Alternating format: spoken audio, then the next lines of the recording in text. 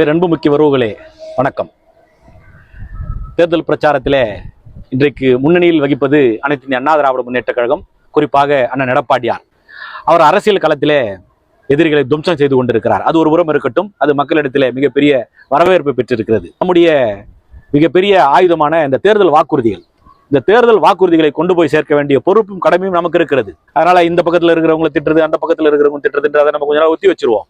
மக்களிடத்தில் நம்முடைய தேர்தல் வாக்குறுதிகளை கொண்டு போய் சேர்ப்பதற்குண்டான மிகப்பெரிய பொறுப்பும் கடமையும் நமக்கு இருக்கிறது என் அன்பு உறவுகளே. குறிப்பாக கடந்த 21 தேர்தலிலே மாணவர்கள் பெற்றிருக்கக்கூடிய கல்வி கடனை முழுவதுமாக ரத்து செய்து விடும் என்று பொய்யான வாக்குறுதியை கொடுத்து திராவிட முன்னேற்ற கழகம் ஆட்சிக்கு வந்தது. இன்றைக்கு நம்முடைய அனைத்து இந்திய அண்ணா திராவிட முன்னேற்ற கழகத்தினுடைய தேர்தல் வாக்குறுதிகளிலே மாணவர்கள் பெற்றிருக்கக்கூடிய கல்வி கடனை முழுவதுமாக ரத்து செய்து விடுவோம் என்கிற பிரதானமான தேர்தல் வாக்குறுதியை அண்ணன் எடப்பாடியார் கொடுத்திருக்கிறார். இதற்கும் அடுத்தபடியாக நடைபாதை ஓரங்களிலே ஏறத்தாழ 20க்கும் மேற்பட்ட மாநகராட்சி, 130க்கும் மேற்பட்ட நகராட்சிகள் தமிழகத்தில் இருக்கிறது.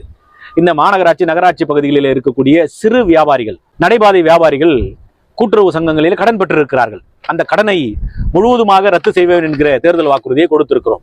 நிச்சயமாக அதை நிறைவேற்றி காட்டுவதற்குண்டான முனைப்பை அண்ணன் எடப்பாடியார் எடுத்தே தீர்வார். அதற்கும் அடுத்தபடியாக மாற்றுத்திறனாளிகள் கூட்டுறவு சங்கங்களில் பெற்றிருக்கக்கூடிய கடன், அவர் எதற்காக வேண்டுமானாலும் இருக்கட்டும், அந்த கடனை முழுவதுமாக ரத்து செய்து விடுவோம் என்கிற தேர்தல் வாக்குறுதியும் நாம் கொடுத்திருக்கிறோம். அதற்கும் மேலாக இன்றைக்கு லட்சக்கணக்கான ஆட்டோக்கள் தமிழ்நாட்டிலே ஓடிக்கொண்டிருக்கிறது. ஆட்டோ சங்கங்களிலே பதிவு செய்திருக்கக்கூடியவர்கள், சொந்த ஆட்டோ இல்லாத ஆட்டோ ஓட்டுநர்கள் ஆட்டோ வாங்க வேண்டும் என்கிற அவர்கள் முனைப்பை எடுத்தார்கள் என்று சொன்னால் 75,000 ரூபாய் மானியமாக கொடுப்பேன் என்கிற தேர்தல் வாக்குறுதியை அனைத்து இந்திய அண்ணா திராவிட முன்னேற்ற கழகம் கொடுத்திருக்கிறது. இதற்கும் மேலாக வேலைவாய்ப்பு அலுவலகங்களிலே பதிவு செய்திருக்கிற பட்டதாரி இளைஞர்கள், இளம் பெண்கள் வேலைவாய்ப்பு கிடைக்காத பட்சத்தில் அவர்களுக்கு மாதந்தோறும் 2,000 ரூபாய் அவர்களுக்கு ஊக்கத்தொகையாகவும், 12ஆம் வகுப்பு படித்து வேலைவாய்ப்பு அலுவலகங்களிலே பதிவு செய்திருக்கிற மாணவ மாணவிகள், இளைஞர்கள், இளம் பெண்களுக்கு மாதம் 1000 ரூபாயும் அவர்களுக்கு ஊக்கத்தொகையும் கொடுப்பதாக அண்ணன் எடப்பாடியார் உறுதி கொடுத்திருக்கிறார்.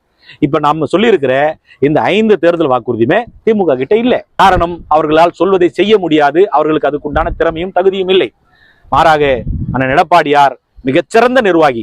4.5 ஆண்டு காலம் ஒரு முதலமைச்சராக எந்த அளவிற்கு பணியாற்றி இருப்பார் என்பதை நீங்க இந்த நாடறியும். எனவே அவர் சொன்னதை செய்வார், செய்வதைத்தான் சொல்வார். எனவே அன்பு உறவுகளே, இனி நம்முடைய இந்த காணொலி என்பது நம்முடைய தேர்தல் வாக்குறுதிகளை ஒட்டி இருக்கும். அதை மக்களிடத்திலே கொண்டு போய் சேர்க்க வேண்டிய கடமையும் பொறுப்பும் இருக்கிறது. தீயாக களமாடுவோம், நிச்சயமாக வென்றெடுப்போம். என் அன்புக்குரியவர்களே, வாக்களிப்போம் இரட்டை இலை.